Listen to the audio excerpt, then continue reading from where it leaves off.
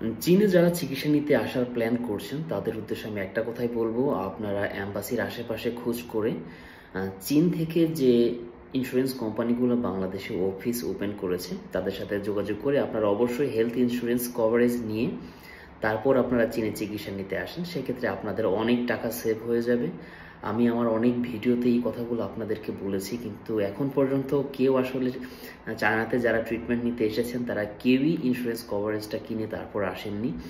কারণ আপনারা যদি সেখান থেকে ইন্স্যুরেন্স কভারেজটা কিনতে পারেন বা কিনে তারপরে চায়নাতে আসেন, আপনাদের কিন্তু 30-60% টাকা আপনারা আবার ফেরত পাবেন। তার মানে হচ্ছে আপনারা যদি 1 লক্ষ টাকা চায়নাতে চিকিৎসার পেছনে খরচ করেন, তার থেকে আপনারা পরবর্তীতে বাংলাদেশে ফেরত যাওয়ার পরে কমপক্ষে 30,000 থেকে 60,000 টাকা আপনারা আবার ইন্স্যুরেন্স কোম্পানি থেকে ব্যাক পাবেন।